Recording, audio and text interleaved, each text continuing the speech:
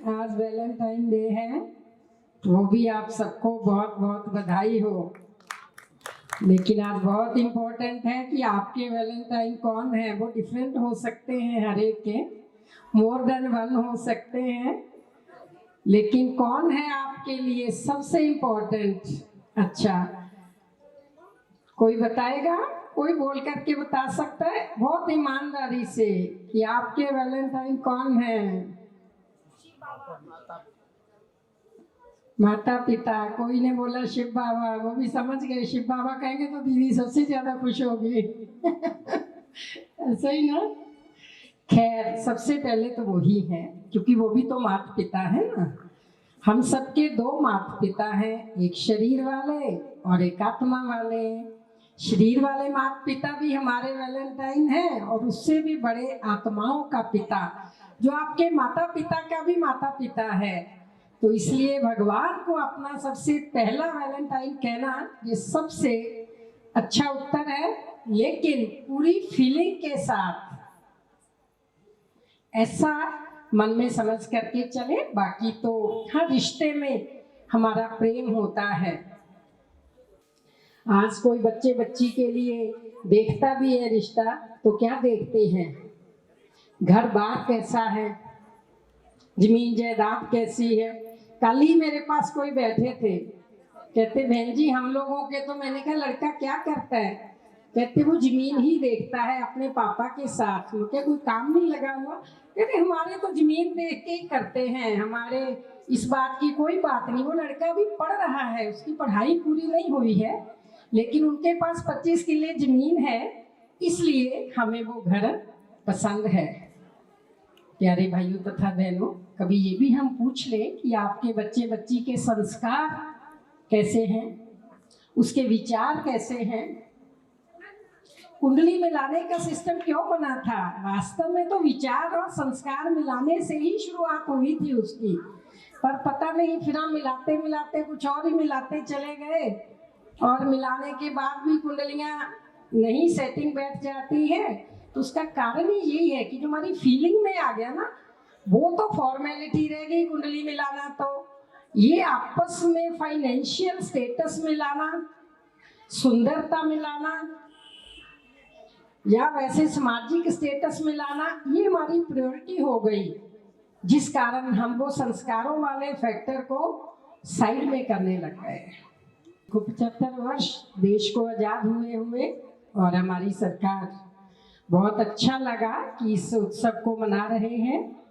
और 20 जनवरी को सुबह 10:30 बजे हमारे देश के प्राइम मिनिस्टर भाई नरेंद्र मोदी जी और जो अध्यक्ष हैं ओम बिरला जी, उन सबकी उपस्थिति में हमारे प्रधानमंत्री जी के द्वारा ऑनलाइन ब्रह्मा कुमारीज के हेडक्वार्टर में माउंट आबू में अमृत महोत्सव से स्वर्णिम भारत की ओर इस प्रोजेक्ट को ब्रह्मा कुमारीज ने लॉन्च किया है, और प्राइम मिनिस्टर जी ने इसको शुरुआत किया है। और कुछ कैंपेन भी एट द स्पॉट, नारी शक्तिकरण, यूथ एम्पावरमेंट, ऐसे कुछ कैंपेन्स को भी उन्होंने हरी झंडी देकर के रिमोट से उनको भी रवाना किया। तब से ब्रह्मा कुमारीज के जो भी कार्यक्रम समाज उत्थान के लिए हो रहे हैं, स्वर्णिम भारत की ओर जाने के लिए वो कार्यक्रम है, ये रियल सेलिब्रेशन होती है किसी भी चीज की। परम पिता परमात्मा का इस धरा पर अवतरण उस समय हुआ 1936-37 में, जबकि नारी का कोई बहुत बड़ा स्थान नहीं था। बड़ा क्या, स्थान ही नहीं था, कोई गिनी चुनी कुछ नारियों के नाम थे। परम पिता परमात्मा ने आकर के ये नारा बुलंद किया कि नारी उत्थान होना चाहिए। प्रजापिता ब्रह्मा कुमारी ईश्वरीय विश्वविद्यालय पूरे विश्व में सबसे लार्जेस्ट, सबसे बड़ी ये संस्था है, जो कि बहनों के द्वारा संचालित है, जिसका पूरा संचालन बहनों के द्वारा है। ब्रह्मा कुमारी के संविधान का सबसे मुख्य नियम है कि जो सेवा केंद्र इंचार्ज, संस्था की चीफ, वो सब बहनें होंगी। मेरे को एक बार कोई ऑफिसर हमारे ये पूछते हैं, नारियों को आगे किया, क्या मर्द काबिल नहीं थे? मैंने उनको कहा कि मर्द तो काबिल हैं ही, नारियों को भी काबिल बनाने के लिए और जरा पैरेलल लाने के लिए भगवान ने ऐसा काम किया है ताकि नारी और पुरुष में कोई भेद नहीं रहे। पुरुष बहुत समय से संभालते आ रहे हैं, साधु संतों के रूप में भी, तो कुछ वक्त नारी को देख करके देखना चाहिए, ताकि कुछ एक संतों के मन में कहीं ना कहीं ऐसा है कि शायद नारी कुछ संभाल नहीं पाती, आगे बढ़ा नहीं पाती, तो चलो कुछ पुरुषों की गलत फहमी होगी वो भी निकल जाएगी। और हमारी बहनें तो सामने, आपके सामने, इसीलिए इनको देख करके ही मुझे ये बात याद आई कि नारियां क्या नहीं कर सकती हैं। देखो, देश की राष्ट्रपति भी नारी रही, विधवा पाटिल जी देश की प्रधानमंत्री भी किसी समय नारी रही, हर पद को सुशोभित किया है नारी ने, और जो रही है उनका एक बहुत अच्छा रोल रहा है समाज के अंदर। इसलिए ऐसा नहीं है, भाई और बहनें हमारे लिए, भाई बहुत ज्यादा सम्माननीय है, माननीय है। जैसे गृहस्थी में कहते हैं गाड़ी के दो पहिए से गाड़ी चलती है, ऐसे ही समाज के अंदर बहन भाई सबका मिलजुल के ये कार्य बहुत अच्छा सा संपन्न होता है।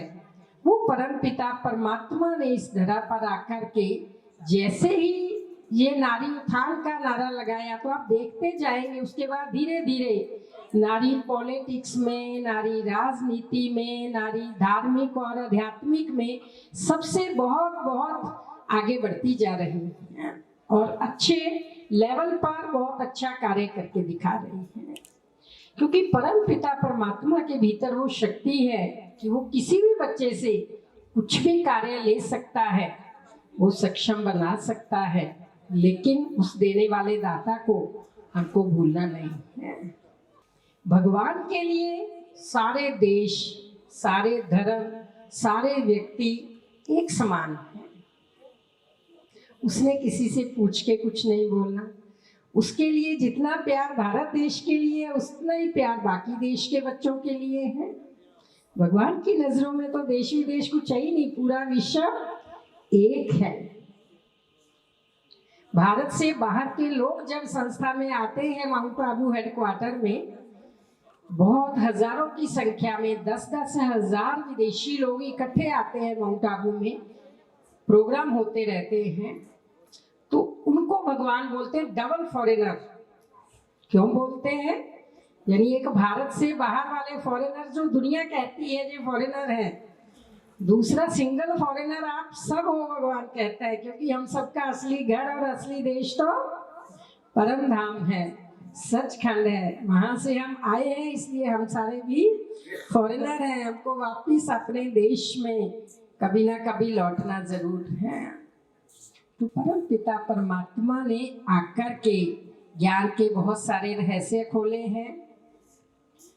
शिवरात्रि पर लोग व्रत भी रखते हैं। परम पिता परमात्मा ने बताया कि व्रत माना सेल्फ कंट्रोल। बाकी व्रत का मतलब ये नहीं कि जबरदस्ती कंट्रोल करके मैंने रोटी नहीं खानी। वो हमारा पिता है। पिता कभी नहीं कहता कि मुझे मिलने के लिए तुम भूखे रहो, बल्कि माँ बाप तो अपने बच्चों को कहते हैं पहले रोटी खाओ, दूध पियो, फिर तुम्हारे से हम बात करेंगे। तो हमारा पिता है, वो कहते हैं बच्चे तुम बुराइयों का व्रत रखो, कमी कमजोरियों का व्रत रखो, अपनी कमजोरियां मुझको दे दो। जो दान देने की बात है ना, सिर्फ धन के दान की बात नहीं, अपनी कमजोरियों का दान भगवान को दे दो। तभी तो शिव पर अक्क धतूरा आदि कड़वी कड़वी चीजें भी चढ़ाई जाती हैं। पूरे विश्व में और किसी भी देवता पर अक्क धतूरा नहीं चढ़ाया जाता, और अक्क धतूरा कोई चढ़ाने जैसी चीजें भी नहीं है। और शिव की बारात में भी लूले लंगड़े कैसे कैसे लोग दिखाते हैं। ये भाव अर्थ क्या है कि वो हम आत्माओं का पिता है, हम जैसे भी हैं। लूले लंगड़े कोई टांग बाजू की बात नहीं। अगर हम किसी को माफ नहीं कर सकते, हम किसी के साथ संस्कार नहीं मिला सकते, तो कहीं ना कहीं हम कमजोर हैं। कोई बुद्धि से, कोई संबंधों से लगड़ा लूला है। हर तरह के बच्चे को, जैसा भी बच्चा है, सबको स्वीकार करते हैं, अक जैसा, दतूरे जैसा, कुछ भी। हाँ, मैंने देखा जहाँ शिवपुरी में भी भांग रगड़ के पीते हैं, शिवरात्रि वाले दिन पिलाते भी हैं। मैं क्या, अगर भगवान ने भांग पी थी तो तुम रोज क्यों नहीं पीते?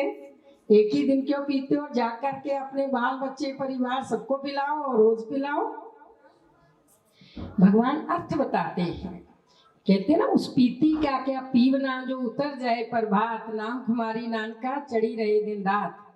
वो वास्तव में परमात्मा के नाम की खुमारी का नशा चढ़ाना था। हम वो नशा तो अपनी कमजोरियों के कारण चढ़ा नहीं सके, तो बाहर के नशों से ही उसकी सेलिब्रेशन के साथ हमने उसको जोड़ दिया है। जागरण भी किया जाता है। जागरण मतलब कोई रात को जागना, सोना नहीं, उस जागरण की बात नहीं। अवेयरनेस, अवेकनिंग, समझ, अंडरस्टैंडिंग।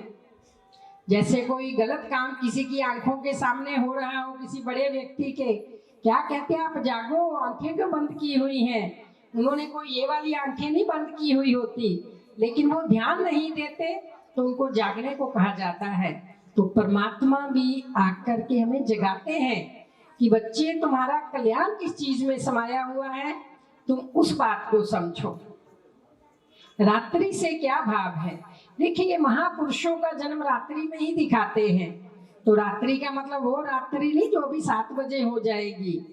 रात्रि मतलब अज्ञानता की रात्रि, बेसमझी की रात्रि। कहीं लो वाइब्रेशंस है किसी घर के, तो वहां दिन में भी रात्रि है, और हाई वाइब्रेशंस है तो समझो वो दिन में है। तो इसलिए अज्ञानता की, कमी कमजोरियों की, तेरे मेरे की, ये रात्रि में हम सब जी रहे हैं। भगवान आकर के इस रात्रि को दिन बनाते हैं। आप अगर बहुत गहराई से इन बातों को सोचते जाएं तो आपको समझ आएगा। जैसे श्री कृष्ण के लिए भी दिखाते हैं रात्रि को, मतलब जब कंस के अत्याचारों से संसार दुखी था, दिन दिहाड़े आज चोरियां हो जाती हैं, रेप हो जाते हैं, तुझे रात्रि नहीं तो और क्या है? इस रात्रि को दिन बनाना अर्थात उनको ये समझाना और उनको वो शक्ति देना, क्योंकि कोई समझता तब तक नहीं है किसी भी बात को, आप शब्दों के द्वारा नहीं समझा सकते, लेकिन जब तक कि वो अपने खराब संस्कार के नुकसान और अच्छे संस्कार के फायदे को महसूस ना कर ले, तब तक उसको समझ नहीं आती है। तो भगवान आकर के वो सारी समझ के साथ साथ उन बातों को जीवन में धारण करने की शक्ति भी हम सबको देते हैं। तो इसलिए सेलिब्रेशन मनाना मतलब कुछ बनना, कुछ जीवन में धारण करना, कुछ आगे बढ़ना, अपने जीवन का सुधार करना, पहले से कुछ बेटर होना। कोई व्रत ले लेना कि आज से मैं नेगेटिव नहीं सोचूंगा, आज से मैं उदास नहीं होएंगे, कुछ भी कोई अच्छा संकल्प ले लेना।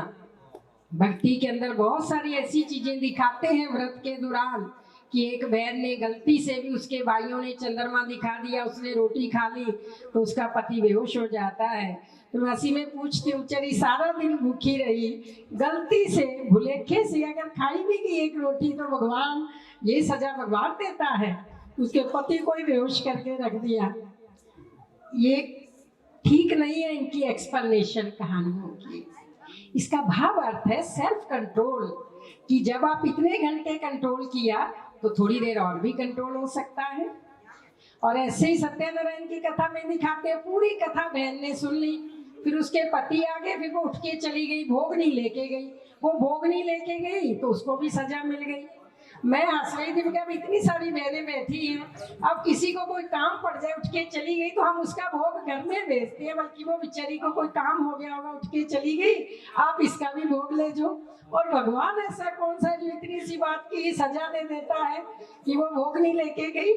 मतलब मीनिंग गलत हो गए उन बातों के। अब इसका भी भाव अर्थ है, भोग नहीं लेके जाना दो चीजें हैं, एक डिसरेस्पेक्ट भोग का, एक मजबूरी में कोई उठ करके गया तो उसका भोग भेजा जाएगा। कोई डिसरेस्पेक्ट है तो कहेंगे रहने दो, कोई बात नहीं, उसकी नई भावना। तो मतलब एक एक बात के हमें अर्थ को समझ करके चलना है। और सच्ची शिवरात्रि मनाना हमारा तब सार्थक है जैसे शिव पर ये कड़वी चीजें चढ़ाई जाती हैं, तो आज हम भी अपनी कोई ना कोई कमी कमजोरी को भगवान शिव पर चढ़ा दें, अर्थात मन में संकल्प कर लें कि आज से मैं अपनी इस कमजोरी का त्याग कर रहा हूं।